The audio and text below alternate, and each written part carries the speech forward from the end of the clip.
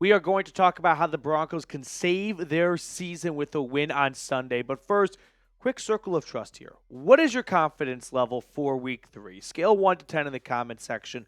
Because when you look at Denver's upcoming schedule, not that the Bucs game is supposed to be easy, road matchup, undefeated team, but after that, the Jets shouldn't be a gimme by any stretch. Week 5 against the Raiders, they just knocked off the Ravens. The Chargers are 2-0. The Saints are 2-0. The Panthers suck, so that could be an easy win, but hopefully they don't have to wait till week 8 for their first win of the season. So scale for me 1 to 10 confidence level down below while the intro video rolls.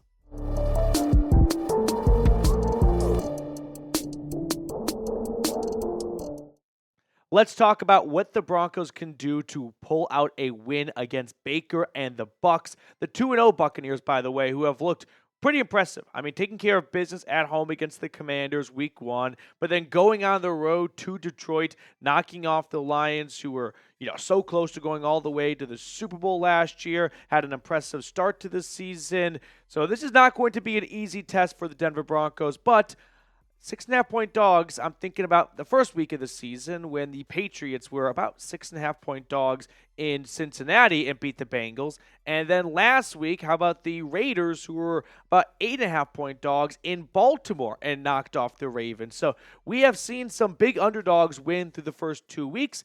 Why not make it 3 weeks in a row? Now, I want to begin this preview and, keys to victory and the ways the Broncos can pull out a victory by looking over the season stats, which is a small sample size so far, just 2 games, so I don't want to make too big of a deal out of anything. But, just look at the scoring difference. Denver averaging 13 points a game, and the Buccaneers averaging 18 points or giving up 18 points a game. The Broncos offense, if it was not for the Carolina Panthers, would be the worst in the NFL. And if it wasn't for 2 safeties in week 1 and adding 4 points to their total, it would definitely be a lot worse than it just looks as is, which it already is pretty bad, averaging 13 points a game and ranking 30th in the NFL. Meanwhile, the Bucs offense, they're 4th right now in scoring, which isn't supposed to be too tough of a challenge for Denver because they're 11th in points per game, but turnovers definitely impresses me. Just 2 games, but still only coughing up the football 1 time on offense. Now, injury-wise, we're still waiting for some of the final injury designations as we film this, but Mike McGlinchey is out this week and the next 3 weeks on injured reserve with an MCL sprain. John Franklin Myers is working through concussion protocol. Baron Browning is battling a foot injury, not holding my breath on his availability. Brandon Jones, one of the 2 starting safeties, also dealing with the foot injury. Meanwhile, the Buccaneers, they are also pretty banged up. Antoine Winfield, the all-pro safety, he's got a foot injury. That kept him out of week 2 against the Lions. Same goes for Kalaja Kancey, one of their star interior defensive linemen. They, too, are missing their right tackle, potentially. He's got a concussion. And then Vita Vea, one of the best interior run stoppers, picked up a knee injury in the week 2 win. So some major injuries on both ends to keep an eye on, but things are relatively balanced when it comes to starters on both teams potentially missing some time. Now, with that being said, let's talk about what the Broncos can do to pull out a win. Keys to victory, starting with getting Bo Nix comfortable. Now, this is easier said than done, and it's for sure very easy for you and I to say, talking to each other, talking to our friends, or talking to a camera right now. But for me, I think getting Bo Nix comfortable is paramount if Denver wants to salvage this season and avoid an 0-3 start. Because so far, Nix has just not been good. You can point to a lot of different players and play calling and decision-making as to why Nix has not been good. You can definitely bring up the lack of a ground game for the Broncos. Bo Nix is the leading rusher for this team. That is not a good thing. Your rookie quarterback, who is not a run-first quarterback, should not be your leading rusher. And not just your leading rusher, but by a good chunk, too. 20 more yards than Javonte Williams. But for me, if we want to talk about getting Nix comfortable, I think you got to get the ground game going, which I think really just comes down to execution. The offensive line has to walk in on Sunday pissed off and embarrassed for the product that they have put on the field the first 2 weeks. They just got to want it more, right? It's got to be like the last scene in Dodgeball. You got to get angry. You got to get mean. They got to get that through them. And then also from a play calling standpoint, 9 play action attempts. Again, just 2 weeks, so we can't really make too big of a deal out of any data point, but tied for 16th. Bo Nix is not I think early on in his career, drop back quarterback on first, second, and third down. Let's get the ground game going, and then let's get that going with the play action. Now, before we look at the next 2 keys to victory for Denver, I do want to give a quick shout out to an awesome sponsor of ours, Factor. Fuel up with Factor's no prep, no mess meals. Meet your wellness goals thanks to Factor's chef-crafted meals with options like Calorie Smart, Protein Plus, and Ketos. Factor's fresh, never frozen meals are dietitian approved and ready to eat in just 2 minutes. So no matter how busy you are, you'll always have time to enjoy nutritious, great tasting meals.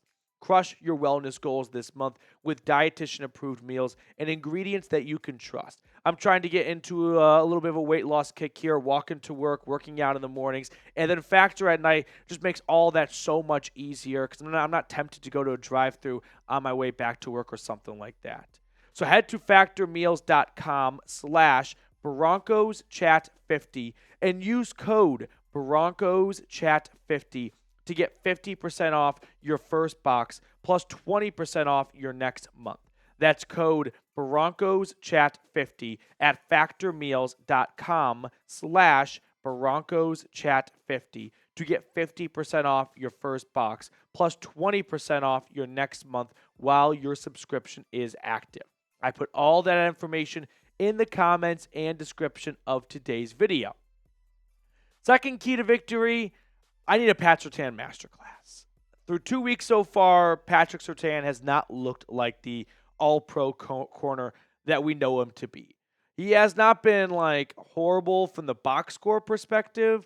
Targeted 7 times, 4 completions allowed for 55 yards. But we have not seen the Pat Surtain that we kind of know, right? The guy who makes incredible plays, or the guy that we just never see all 60 minutes because he's on an island with a receiver. Instead, Pat Surtain has just looked more mortal than usual, which says a lot for a guy that's, at the top of the food chain for his position.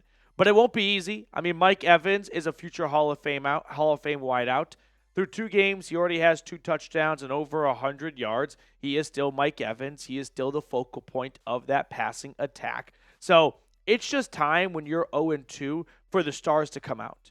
Patrick Surtain, every other player on this team that feels like, you know what, we are tired of being the heel of the AFC West. We are tired of being the bottom of everyone's power rankings. We are tired of playing at that 12:05 p.m. time slot because the NFL just wants to hide us.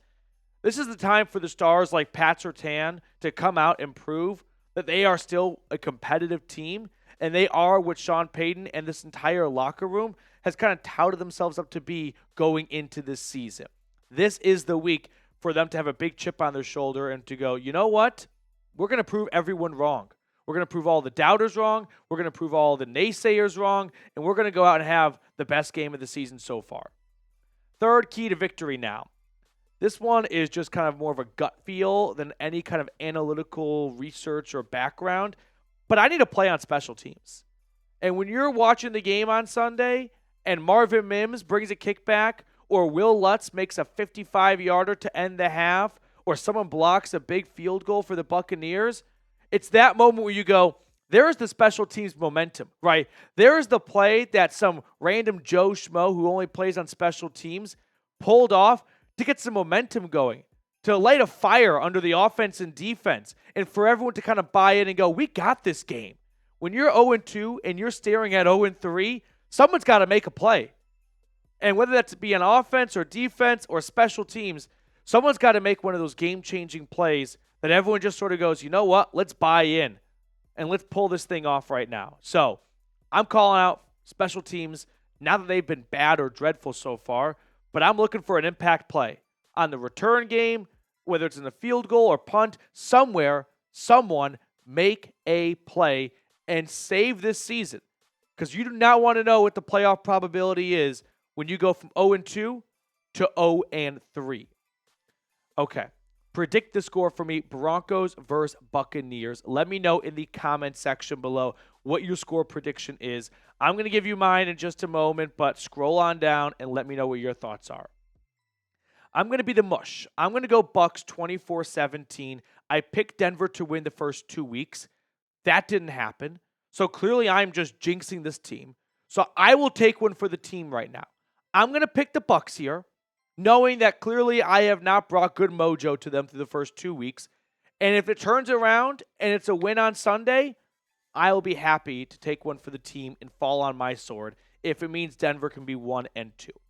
All right, before we let you guys go, though, I do want to give some quick shout-outs to the Blue and Orange Club. Slap Yourself, I Don't Give a Buck, I Don't Give a Duck, Mrs. I Don't Give a Buck, and John E. for being big-time loyal supporters of the channel. Thank you guys so much for, once again, going above and beyond for supporting us here, keeping the lights on, but getting us more studio space to give you guys more content. And if you want to get shout-outs or support the channel, $100 super chat during our watch parties on Sundays, and we'll get you added to the club.